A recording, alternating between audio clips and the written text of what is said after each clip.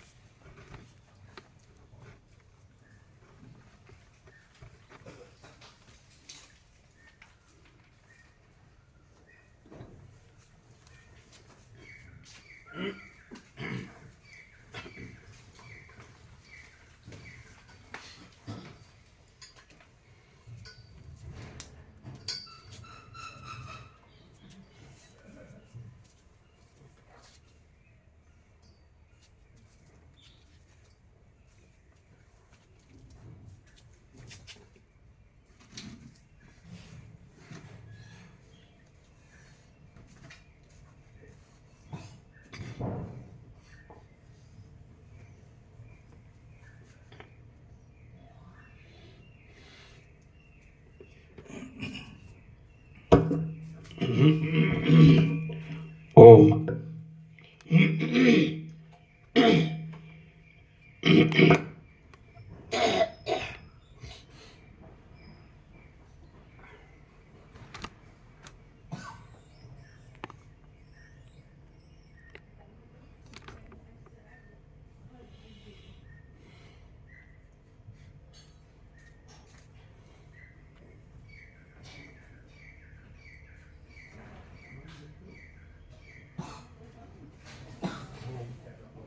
ઓમ. પરમ ચિદાકાશ, પરમ જ્યોતિ, અખંડ જ્યોતિ, મહાચિદાકાશ, સ્વયં પ્રકાશ, સંપૂર્ણ પ્રકાશ, પૂર્ણ બ્રહ્મ, અનંત તેજઘન, અનંત ચેતઘન, પરમાકાશ, કેવલ અનંત શુદ્ધ તેજઘન, પરમાકાશ, અખિલાત્મા, પૂર્ણ બ્રહ્મ, પરમાત્મા, પરમ ચિદાકાશ, પરમ જ્યોતિ, અખંડ જ્યોતિ, અનંત, પૂર્ણ, પરમ ચિદાકાશ, परम शांति, स्वयं सिद्ध, स्वयं प्रकाश, स्वयं पूर्ण, स्वस्वरूप, यही सब कुछ है, इसके सिवा कुछ नहीं है। शून्यभास, अनंत कोटि, महाकल्पो है ही नहीं।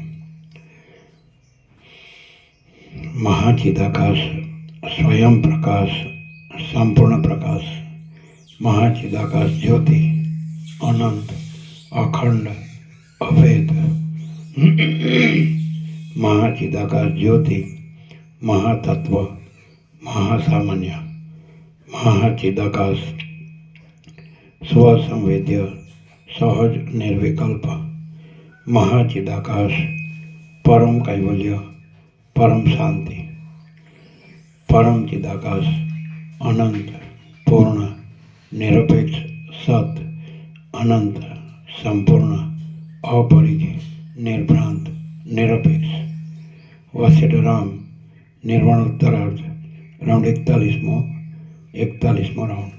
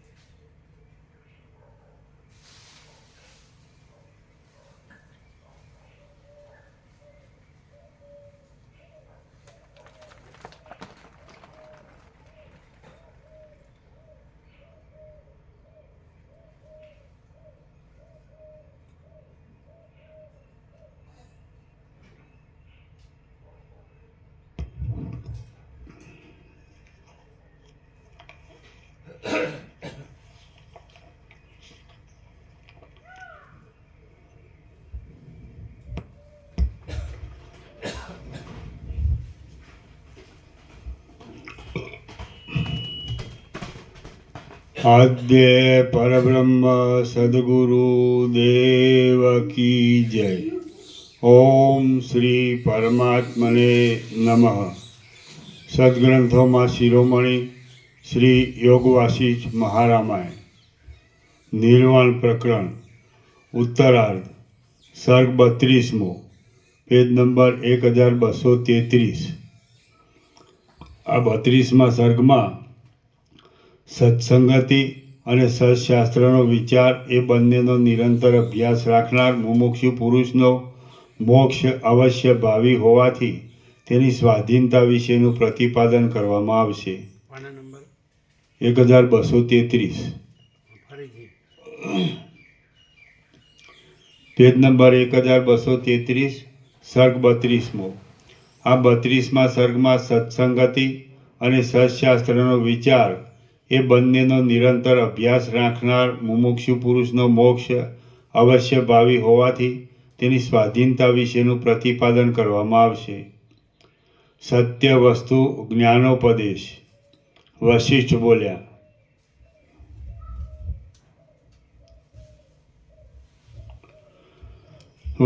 બોલ્યા, જેમ ગતિથી પવન પોતાનું સ્વરૂપ ફેલાવે છે, તેમ ચિદાત્મા જ્યારે બહિર્મુખ થઈ પોતાના સ્વરૂપને પ્રસારે છે ત્યારે અહંતા અને જગતની ભ્રાંતિ મિથ્યા છતાં કેમ જાણે ખડી થઈ ગઈ હોય એમ ભાસે છે. અહંતાનો અને જગતરૂપી ભ્રાંતિનો ઉદય થયેલો હોય તો પણ બ્રહ્મરૂપ જણાયાથી તે ખેદકારક થતો નથી, પણ જગતના નામરૂપ વડે જો તેની ભાવના કરવામાં આવે તો તે અનર્થકારક થાય છે. જેમ આંખ જોવાના પદાર્થ પર જઈ રૂપનો અનુભવ કરે છે, તેમ ચેતન તત્વ પણ બહિર્મુખ થઈ જઈ પોતાના રૂપને પ્રસારી દઈ જગતની ભ્રાંતિને અનુભવે છે. કુટસ્થ ચૈતન્ય બહિર્મુખ થઈ જઈ પોતાના રૂપને જે બહાર ફોગટ પ્રસારી દે છે એ તેનું પ્રસરેલું રૂપ જ પ્રસારવાનો કશો વિષય ન હોવાથી મિથ્યા છે, અને જે પોતે જ મિથ્યા હોય તે સી રીતે પ્રસરે? વાંજણીનો પુત્ર ક્યાં નાચે છે? ક્યાંય નહીં.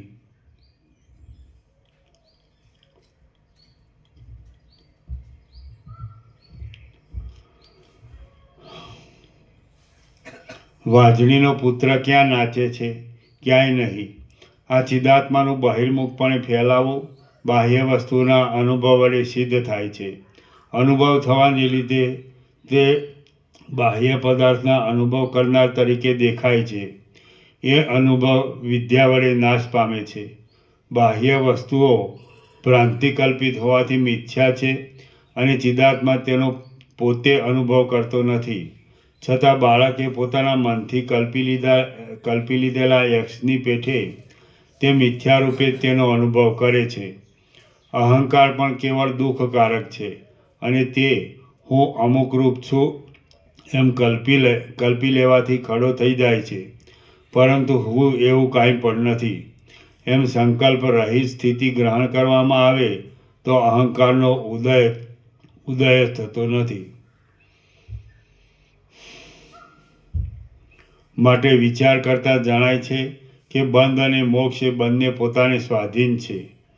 વિદ્યા વડે મૂળ અજ્ઞાનનો નાશ થઈ જઈ ચિદાત્મા સાથે એકરૂપ થઈ જવું, ચેતન રૂપે જણાતી મન બુદ્ધિ આદિ સર્વ જળ વસ્તુઓને જરા પણ જુદી ન જાણવી, દ્રષ્ટા દ્રશ્ય આદિ દ્વૈતભાવને પણ છોડી દેવો, કેવળ ચિદાકાર વૃત્તિ વડે ચિત્તમાં બીજું કશું સ્ફુરવા દેવું નહીં, અને જળ પાષાણાદિકની પેઠે અચળપણે સમાન ભાવથી નિર્વિકાર તથા શાંત થઈ રહેવું એ જ ધ્યાન કિંવા સમાધિ છે.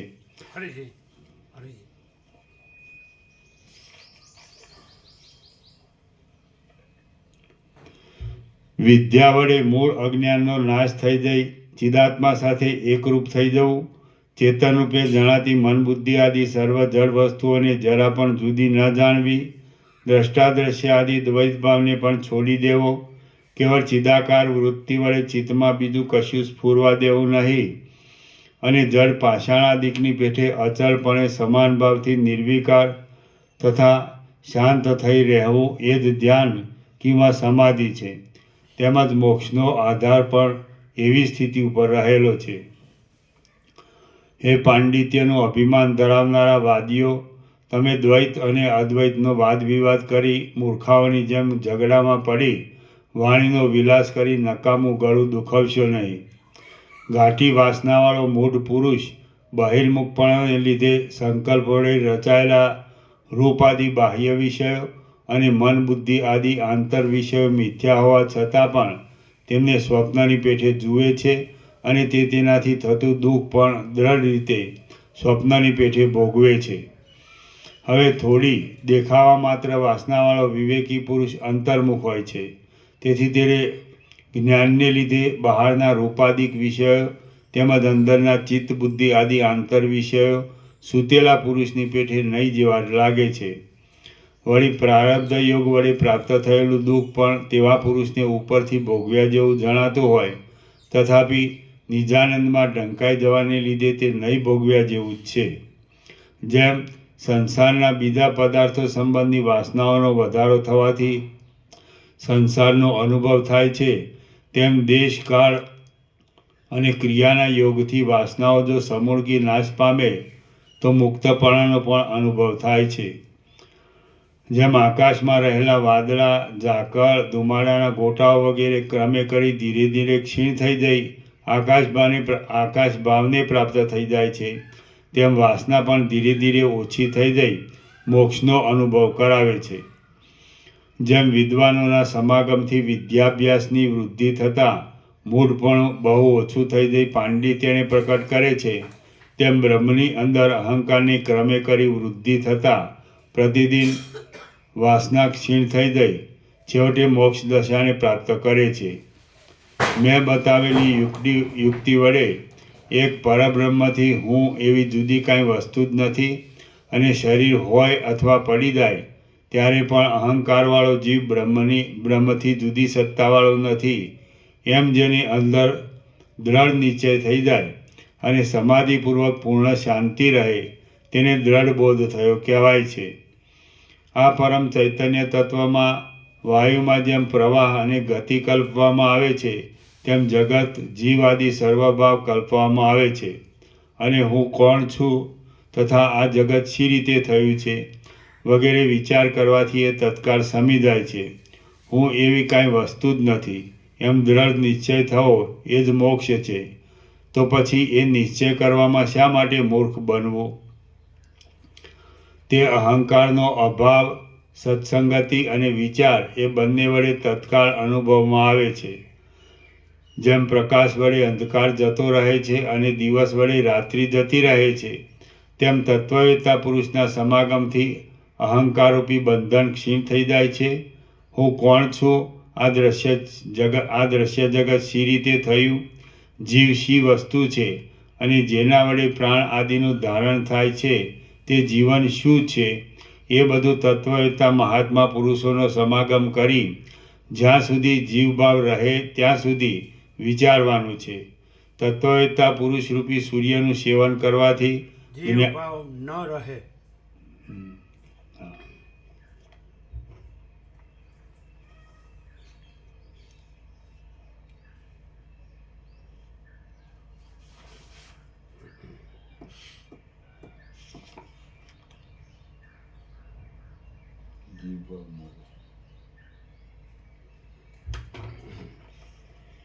એ બધું તત્વવેત્તા મહાત્મા પુરુષોનો સમાગમ કરી જ્યાં સુધી જીવભાવ ન રહે ત્યાં સુધી વિચારવાનું છે.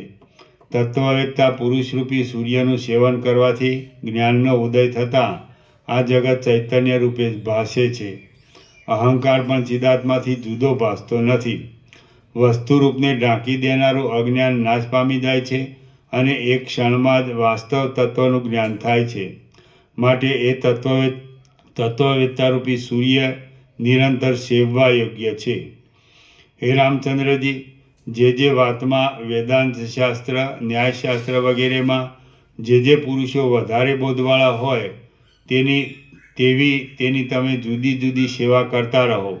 કેમ કે તેમનો પરસ્પર સમાગમ થઈ જાય તો પ્રત્યેક મનુષ્યના વિચારો ભિન્ન ભિન્ન હોવાથી પરસ્પર વિરુદ્ધ યુક્તિ વડે પોતાની વાત સિદ્ધ કરવા જતાં વચમાં એક વાદરૂપી પિશાચણી ખડી થઈ જાય છે.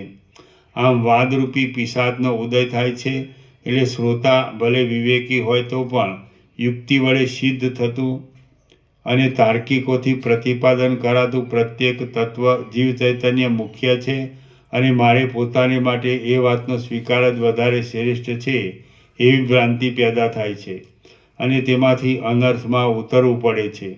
માટે વિવેકી પુરુષે એકાંતમાં પ્રત્યેક પંડિતની સમાગમ દ્વારા સેવા કરવી અને પછી તેમણે કહેલી બાબતોનો પોતાની બુદ્ધિ વડે જાતે વિચાર કરવો.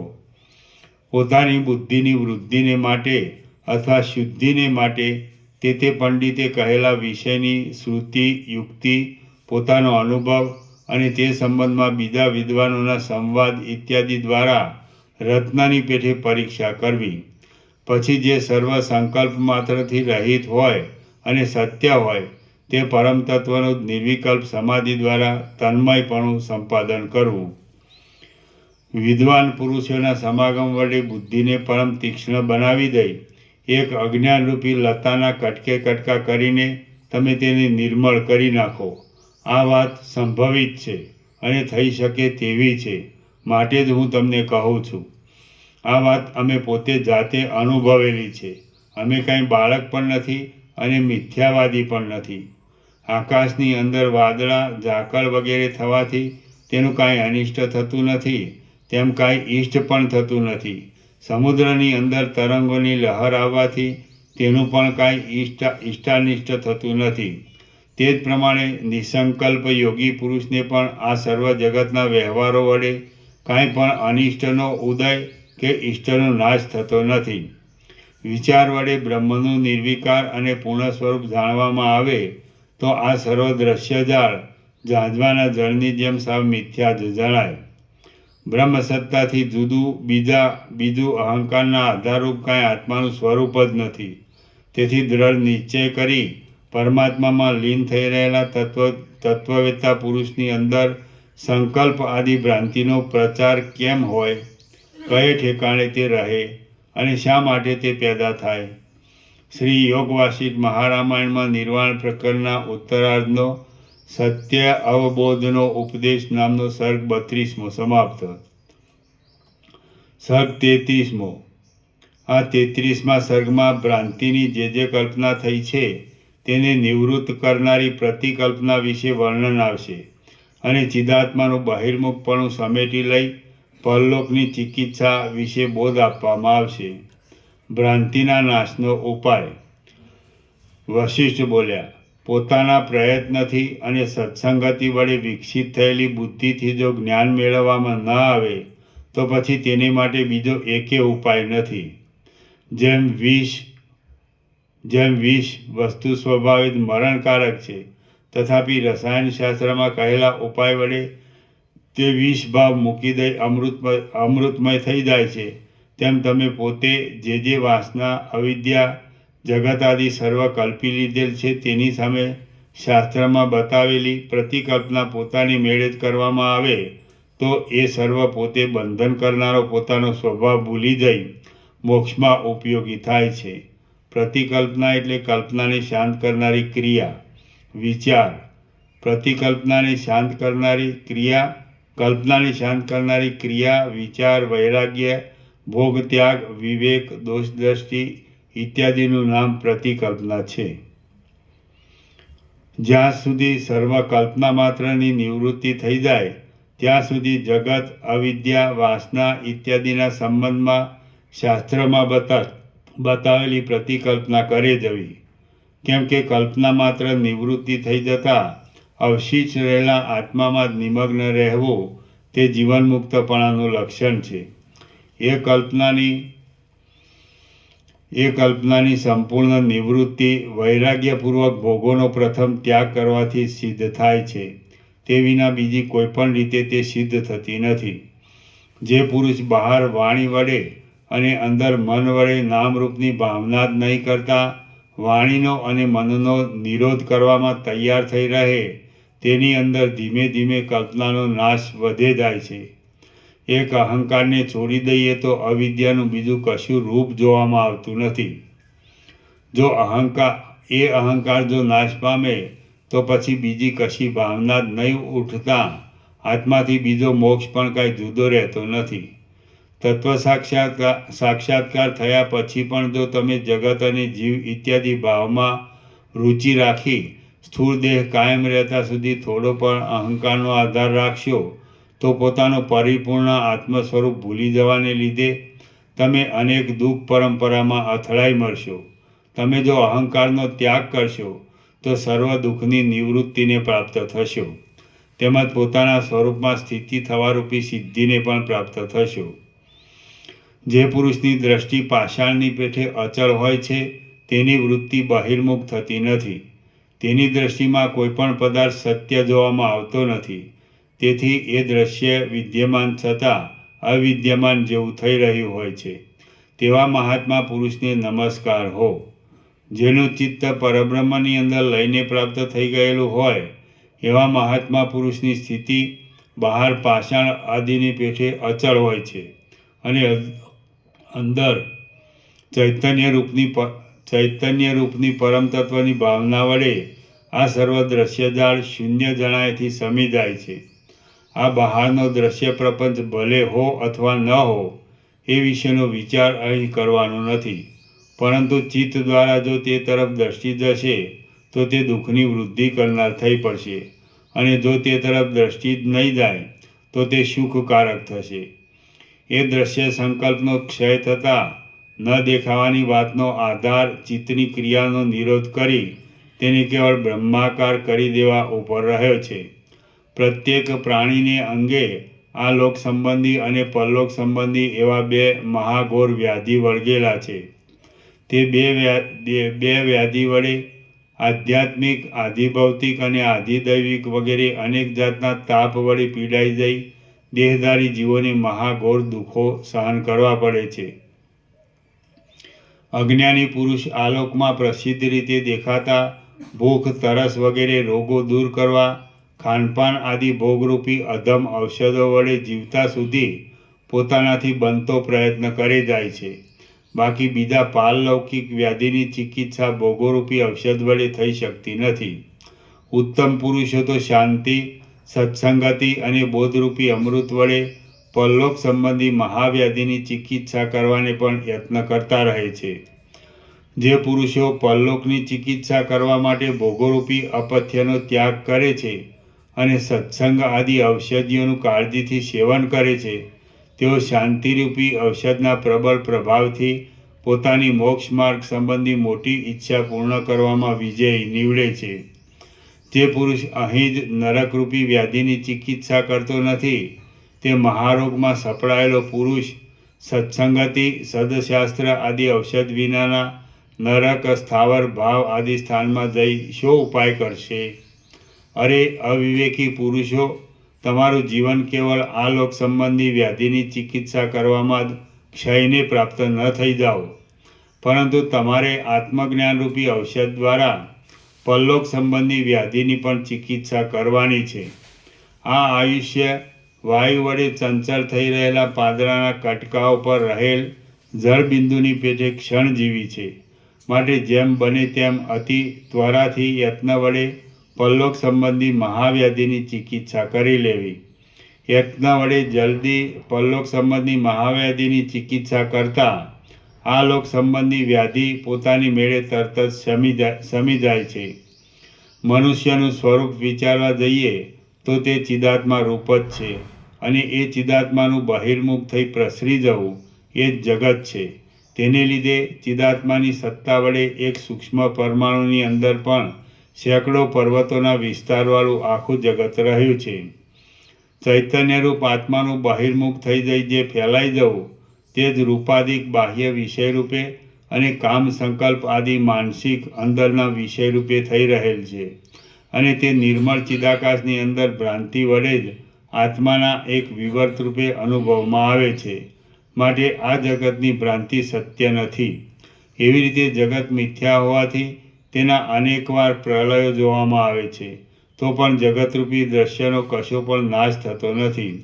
તેની અનેક સૃષ્ટિઓ નજરે જોવામાં આવે છે તો પણ કશું ઉત્પન્ન થતું નથી, કેમ કે જગતનું મૂળ સ્વરૂપ વિચારવા જતાં તે કેવળ ભ્રાંતિરૂપ જણાય છે. ભોગરૂપી કાદવના સમુદ્રમાં ખૂંચી ગયેલા પોતાના આત્માને જો પોતાના પુરુષાર્થના ચમત્કાર વડે બહાર ખેંચી કાઢવામાં ન આવે તો તેની નીકળવાનો બીજો કોઈ પણ ઉપાય નથી. જે મનુષ્ય મન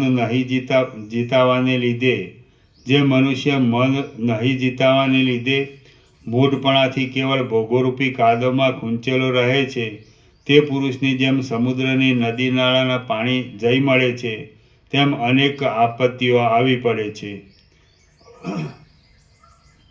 જેમ આયુષ્યના આરંભકાળમાં જ પ્રથમ બાલ્યાવસ્થા જોવામાં આવે છે, તેમ મોક્ષ દશાના આરંભકાળમાં જ પ્રથમ રાગની શાંતિ કરનાર ભોગોનો ત્યાગ જોવામાં આવે છે. તત્વજ્ઞ જીવનમુક્ત પુરુષની જીવનરૂપી નદી જો કે સુખ દુઃખરૂપી અનેક તરંગોવાળી હોય છે તો પણ કેમ જાણે ચિત્રમાં આલેખેલી હોય તેમ શાંત રૂપે એક સરખી રીતે કશા પણ ગડબડાટ વિના રહ્યા કરે છે અને તેમાં ક્ષોભ પેદા કરનારો વિષય રાગ હોતો નથી. અજ્ઞાની પુરુષના જીવનરૂપી નદીમાં તો અનેક રુદનના શબ્દો વડે અતિ ભયંકર એવા સુખ દુઃખ આદિરૂપી અનેક તરંગો અને કામ ક્રોધ વગેરે રૂપી અનેક ચકરીઓના કુંડાળાનો જબરો ખળભળાટ જોવામાં આવે છે. જેમ ભ્રાંતિ વડે બે ચંદ્રમાં જોવામાં આવે છે, જેમ ભ્રાંતિ વડે બાળકને વેતાળ જોવામાં આવે છે, જેમ ભ્રાંતિ વડે ઝાંઝવાના જળની પ્રતીતિ થાય છે, જેમ સ્વપ્નમાં અનેક પદાર્થો મિથ્યા છતાં દેખવામાં આવે છે અને બુદ્ધિ મોહ વડે છવાઈ જતાં જેમ અનેક ભ્રાંતિ જ્ઞાન થાય છે, તેમ અજ્ઞાનને લીધે ભ્રાંતિ વડે ચિદાત્માના વિવર્તરૂપ અનેક સૃષ્ટિઓનો ભાસ થાય છે. ચિદાત્મારૂપી જળના અનેક તરંગો રૂપે આ હજારો સૃષ્ટિઓનું ભાન થાય છે. વિચાર કરતાં તો એ સૃષ્ટિઓ મિથ્યા રૂપે જ માત્ર ભાસી રહી છે અને ભ્રાંતિ પુરુષને ભ્રાંતિ વડે તે અનુભવમાં આવવાથી સત્ય ભાસે છે. આત્મતત્વનો બહિર્મુખપણાને લીધે બહાર ફેલાવો થતાં આકાશની અંદર પણ ગંધર્વનગર આદિ સૃષ્ટિઓ કેવળ ભ્રાંતિ વડે કેમ જાણે સત્ય હોય તેવી અનુભવમાં આવે છે, બાકી તે ખરી રીતે સત્ય નથી. અહંકાર આદિ વડે અનુભવમાં આવતા સડભાવ વિકારો એટલે હોવું, ઉત્પન્ન થવું, વધવું, પ્રકટ થવું, ઘસાવું અને નાશ પામવું એ 6 વિકારો છે. અહંકાર આદિ વડે અનુભવમાં આવતા સડભાવ વિકારોના આકારો વડે અનેક રૂપોને ધારણ કરી રહેલો આ સૃષ્ટિ સંબંધી ભ્રમ ચિદાત્માનું બહિર્મુખપણું થઈ જઈ ફેલાઈ જવારૂપ જળના એક પરપોટા રૂપ છે. ચિદાત્માનું બહિર્મુખપણું થઈ જઈ ફેલાઈ જવારૂપ જળના એક પરપોટા રૂપ છે. ચિદાત્મા બહિર્મુખ ન થાય અને અંતર્મુખપણે તેની સ્વરૂપમાં સ્થિતિ રહે તો જગતરૂપી ભ્રાંતિની નિવૃત્તિ થઈ જાય છે. પણ જો એ ચિદાત્મા બહિર્મુખ થઈ જાય અને પોતાના રૂપને પસારી દે તો આ જગત ખડું થઈ જાય છે. એ જગત બહાર પણ નથી, અંદર પણ નથી, પ્રતીતિમાં આવતું હોવાથી અસત્ય પણ નથી, તેમ મિથ્યારૂપે ભ્રાંતિ માત્ર પ્રતીતિમાં આવવાથી સત્ય પણ નથી. આ સર્વ ચૈતન્ય રૂપ છે અને તે ચેતન તત્વ જન્મથી રહિત છે, અવ્યક્ત, જાણી ન શકાય તેવું અસ્ફુટ છે, એક છે, નાશ વિનાનું છે, ઈશ્વરરૂપ છે અને તેમાં પોતાપણું કે પારકાપણું એવો કશો ભેદ નથી. તે ભાવ વિકારથી રહિત છે, બ્રહ્મરૂપ છે અને આકાશના કરતાં પણ અતિ સૂક્ષ્મ, નિર્વિકાર, અસંગ તથા શાંત છે. જેમ પવનની અંદર સ્વાભાવિક રીતે ચંચળતા જોવામાં આવે છે, તેમ સ્વભાવથી પણ રહિત એવા બ્રહ્મમાં પોતાની મેળે જ આ સૃષ્ટિનું સ્ફુરણ થવામાં કશું પણ કારણ ઘટતું નથી. સઘળી સૃષ્ટિ બ્રહ્માના વિવર્તરૂપ છે. સ્વપ્નમાં થતા અનુભવની પેઠે બ્રહ્મરૂપી મહાસાગરની અંદર બ્રહ્મના તરંગોરૂપે સૃષ્ટિઓ દેખાય છે. આ કેવળ ભ્રાંતિ માત્ર છે અને વિવેક દ્રષ્ટિથી જોવા જઈએ તો સ્વપ્ન કે સૃષ્ટિ એ કશુંય નિર્વિકાર અદ્વિતીય બ્રહ્મ તત્વમાં છે નહીં. આ સર્વ આભાસથી રહિત એક પરમ તત્વરૂપ છે. તે તત્વ ચૈતન્ય સ્વરૂપે છે. ધર્મ વિનાનો હોવાથી ચેતનપણારૂપી ધર્મથી પણ રહિત છે અને સર્વત્ર એક સરખી રીતે ભરપૂર છે. આ જગત સદરૂપ પણ નથી, અસદરૂપ પણ નથી અને સદઅસદરૂપ પણ નથી, પરંતુ અનિર્વચનીય છે. તેમજ બ્રહ્મતત્વના વિવર્તરૂપ હોવાથી અદ્વિતીય બ્રહ્મરૂપ છે અને સદા નિત્ય છે. જે પુરુષ યથાર્થ રીતે વર્તન કર્યા કરે છે, જેના મનમાં સંકલ્પનું સ્ફુરણ થતું નથી અને જેનો આત્મા બહિર્મુખ ન થતાં અંતર્મુખ થઈ શાંતપણે નિર્વિકાર શુદ્ધ બ્રહ્મભાવમાં સ્થિર રહે છે, તેને વિદ્વાનો જ્ઞાનનિષ્ઠ કહે છે. આ સંસારમાં દેહરૂપ ઉપાધિ વડે યુક્ત હોવા છતાં જે પુરુષને માટી વડે બનાવેલા પૂતળાની પેઠે કશો સંકલ્પ સ્ફૂરતો નથી તથા જીવભાવ સહિત આ આખું જગત એક આત્મ ચૈતન્યમાં જ ઘડી ગયેલું દેખાય છે, તે મહાત્માને વિદ્વાનો જ્ઞાનનિષ્ઠ કહે છે. જેમ સંકલ્પ વડે ખડું થઈ ગયેલું નગર સંકલ્પનો ક્ષય થતાં પાછું જોવામાં આવતું નથી, તેમ આત્મચૈતન્ય બહિર્મુખ થતાં સંકલ્પથી ઉત્પન્ન થયેલ આ જગત અને જીવ એ બંને આત્મચૈતન્ય અંતર્મુખ થતાં સંકલ્પનો ક્ષય થઈ જવાથી અધિષ્ઠાન ચૈતન્યમાં સમી જાય છે અને પાછા જોવામાં આવતા જ નથી. સર્વ દ્રશ્ય જડ પદાર્થોનું કારણ એક પ્રકૃતિ મૂળ અવિદ્યા છે. તે પ્રકૃતિ કારણ વિનાની છે તો પણ સાક્ષી તરીકે તેને સિદ્ધ કરનાર આત્મા છે. તે આત્માનું ધ્યાન ધરવું તેનું નામ મુક્તિ છે. આ જગતમાં કોઈ પણ પદાર્થનો કશો સ્વભાવ જ છે નહીં. જગત સંબંધી સર્વ અનુભવો સર્વના અધિષ્ઠાનરૂપ મહાચૈતન્યરૂપી જળના દ્રવ રૂપે છે. આ સૃષ્ટિ સંબંધી અનુભવો મહાચૈતન્યરૂપી પવનની લહરરૂપ છે. તે અધિષ્ઠાન દ્રષ્ટિએ ચિદાકાશરૂપ છે અને અધ્યસ્થ દ્રષ્ટિએ શૂન્યરૂપ છે. આ વિવેક તમારે પોતાને સૂક્ષ્મ દ્રષ્ટિ વડે સમજવાનો છે. પવન અને તેની ગતિ એ બંને જેમ અભિન્ન છે, તેમ બ્રહ્મ અને સૃષ્ટિ એ બંને અભિન્ન છે. પોતાની ભ્રાંતિને લીધે તેમનો જે ભેદ જોવામાં આવે છે તે સાવ અસત્ય છે. સ્વપ્નમાં જેમ પોતાના મરણનો મિથ્યારૂપે અનુભવ થાય છે, તેમ તે સાવ મિથ્યા છતાં અનુભવમાં આવે છે. જ્યાં સુધી અંતઃકરણમાં તત્વ સંબંધી યોગ્ય વિચાર પ્રકટ ન થાય ત્યાં સુધી ભ્રાંતિ રહ્યા કરે છે, પરંતુ જ્યાં સ્પષ્ટ રીતે તાત્વિક વિચાર ચિત્તમાં ઉદય પામે છે, ત્યાં એ ભ્રાંતિ પણ બ્રહ્મથી જુદી ન રહેતા બ્રહ્મરૂપ જ થઈ જાય છે. ભ્રાંતિ પોતે તો સસલાના શિંગડાની પેઠે અસત્ય વસ્તુ છે, એટલે તત્વદર્શીએ જોવા જતાં તેનું સ્વરૂપ જ દેખાતું નથી. બાકી તેમાં રહેલો સત્તા સ્ફૂર્તિરૂપી અંશ તો બ્રહ્મથી જુદો પડી શકતો નથી. માટે અતિ સ્વચ્છ નિર્વિકાર પરબ્રહ્મ જ છેવટે વિચાર કરતા અવશેષ રહે છે. હે રામચંદ્રજી, તમે દેહ સંબંધી લાગેલી જરા મોહાદી વિકારોનો બોજો વહેવાની મિથ્યા ભ્રાંતિ છોડી દઈ ચિદાકાશપણાને પ્રાપ્ત થાઓ. તે ચિદાકાશ આદિ મધ્ય અને અંતથી રહિત છે, નિર્મળ છે, સર્વત્ર સમાન રૂપે રહેલ છે, નિત્ય છે, મંગળમય છે અને અદ્વિતીય છે. શ્રી યોગવાસિષ્ઠ મહારામાયણમાં નિર્વાણ પ્રકરણના ઉત્તરાર્ધનો સત્યાર્થોપન્યાસ યોગ નામનો સર્ગ 33મો સમાપ્ત. સર્ગ 34મો. આ 34મા સર્ગમાં ચિદાત્મા ઇન્દ્રિય દ્વારા બહિર્મુખ થઈ જતાં આ સૃષ્ટિ જોવામાં આવવાથી જો એ આત્માને અંતર્મુખ કરી લઈ સૃષ્ટિ તરફ લક્ષ ન આપવામાં આવે તો તે જોવામાં આવતી નથી. એ સંબંધી કેટલીક યુક્તિઓ કઈ બતાવાશે. દ્રષ્ટ સૃષ્ટિ ટાળવાનો ઉપાય. વશિષ્ઠ બોલ્યા, સુખ દુઃખ પ્રાપ્ત થતાં જે પુરુષનું મન અજ્ઞાનને લીધે તે વડે લેપાય છે તે આ સંસાર સંબંધી જન્મ મરણાદિક અનર્થ પરંપરામાં ઘસડાયા કરે છે, પણ જે સુખ દુઃખના સમયમાં વિવેકને લીધે તે વડે લેપાતો નથી તે જન્મ મરણ આદિ વિકારોથી રહિત અવિનાશી આત્મારૂપ જ છે. આ સંબંધમાં શાસ્ત્રોના વિશેષ ઉપદેશની કશી જરૂર નથી. જે પુરુષની અંદર ઈચ્છાનો ઉદય થાય છે તેને અવશ્ય સુખ દુઃખ આદિ થયા વિના રહેતા નથી.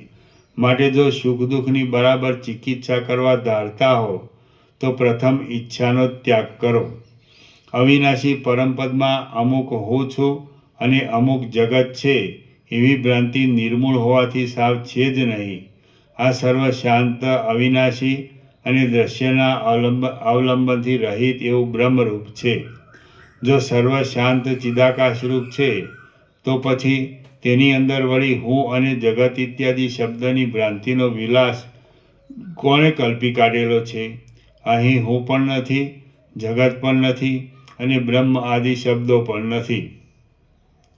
શાંત એક પરમ તત્વ જ સર્વરૂપ છે. તો પછી કર્તા અને ભોગતા કોણ અને ક્યાંથી હોય? બ્રહ્મ પારમાર્થિક, સત્ય અને આત્મરૂપ છે. તેથી નિષેધ કરવામાં આવતા સર્વ મિથ્યા પદાર્થોના કરતાં તે વિલક્ષણ છે. આથી તેનો નિષેધ ન થઈ શકતા બાકી બીજા સર્વ પદાર્થોનો નિષેધ કરવામાં આવ્યો છે. આમ સત્ય આત્મા જ મારું પોતાનું વાસ્તવ સ્વરૂપ છે અને તે જ બાકી રહે છે. પોતાની પાસે રહ્યા છતાં અંતર્દાન શક્તિ વડે અદૃશ્ય રહેનારા સિદ્ધ પુરુષોનો અને પિશાચાદિકનો વ્યવહાર મહાભયંકર હોય તો પણ તે જેમ જાણવામાં આવતો નથી અને જેમ એક શૈયામાં પોતાની સાથે સૂતેલા બીજા કોઈ પુરુષને સ્વપ્નમાં મહાભયંકર મેઘગર્જના સાંભળવામાં આવે પણ તે બીજાના જાણવામાં આવતી નથી, તેમાં દ્રશ્યજાળ બીજાઓને નજરે આવ્યા કરતી હોય તો પણ જ્ઞાની પુરુષને જો નિસંકલ્પતાને લીધે ચિત્તમાં સ્ફુરણ ન ઉઠે તો તેની દ્રષ્ટિએ ઉપશમને પામી ગયેલ છે. પોતાની પાસે અદૃશ્યરૂપ રહેનાર સિદ્ધ, પિશાચ આદિનો વ્યવહાર તેમજ બીજાને સ્વપ્નમાં જણાતી મેઘગર્જના પોતાના લિંગ દેહ વિશિષ્ટ ચિદાભાસની અંદર સંકલ્પ દ્વારા સ્ફુરેલો ન હોવાથી તે જાણવામાં આવી શકતો નથી. પણ ઈશ્વરી નિયમને સૃષ્ટિનો એવો સ્વભાવ છે કે જીવાત્મા ચિદાભાસની અંદર સંકલ્પ દ્વારા જે સ્ફુરી આવે તે સર્વના અનુભવમાં આવે છે. આથી સિદ્ધ એ થાય છે કે સર્વ ચિદાભાસને વળગેલું છે અને એ ચિદાભાસ પણ ચેતન અંશથી આત્મારૂપ જ છે. આથી સિદ્ધ થાય છે કે સર્વ આત્મારૂપ છે અને આત્માના વિવર્ત રૂપે ભાસી રહ્યું છે. એટલે અહંકાર સહિત આ સર્વ જગત પરમાત્માથી જરા પણ જુદું નથી. જેમ સંકલ્પમાં અને સ્વપ્નમાં દ્રષ્ટા અનેક રૂપે ભાસે છે તેમ જાગ્રતમાં પણ દ્રષ્ટારૂપ આત્મચૈતન્ય જગતને આકારે વિવર્ત રૂપે ભાસે છે. જળ જેમ એકરૂપ છતાં અનેક તરંગોરૂપ બની જાય છે તેમ એ આત્મસત્તા અદ્વિતીય છતાં અવયવોવાળા જગતને આકારે ભાષા કરે છે. આત્મા પોતે એક જ છે અને તે બહિર્મુખ થતાં અજ્ઞાનને લીધે વિવર્ત રૂપે કેમ જાણે અનેક આકારે થઈ રહ્યો હોય તેમ લાગે છે, પણ એ અનેકપણું મિથ્યા છે અને તત્વદર્શીથી જોવા જતાં તે દેખાતું નથી. જેમ જીવ નિરવયવ છતાં સ્વપ્નાદિકમાં પોતાના હાથ પગ આદિ અવયવોને કલ્પી લઈ અવયવી બની જાય છે, તેમ નિત્ય, નિરવયવ અને શાંત બ્રહ્મ પણ વિવર્ત રૂપે જગતને આકારે જોવામાં આવે છે. ચિદાત્મારૂપી કુંભારણ પોતાની અંદર સૃષ્ટિઓરૂપી લાખો માટીના વાસણોને કલ્પનારૂપે ધારણ કરી રહેલી છે. તેમાંથી જે બહિર્મુખ થઈ જેવી જેવી ભાવના કરે છે તે કેમ જાણે જગત આદિની આકારે થઈ રહેલ હોય તેમ અનુભવમાં આવે છે. હે નીલમલ રામચંદ્રજી, જેમ સમુદ્ર દ્રવરૂપ હોવાથી તરંગ આદિ અનેક રૂપે થઈ જાય છે તેમ બ્રહ્મ જ પોતાની સત્તા વડે કેમ જાણે જગતને આકારે થઈ રહ્યું હોય તેવું લાગે છે. આત્મા પોતે રૂપથી રહિત છે છતાં પોતાના સ્વરૂપની અંદર તે જેવું પોતાનું રૂપ કલ્પી લે છે તેવું પોતાનું જગત આદિ રૂપ કેમ જાણે સત્ય હોય એમ જોવામાં આવે છે. આથી જો પોતે સંકલ્પથી રહિત થાય તો કશું તેના જોવામાં આવતું નથી.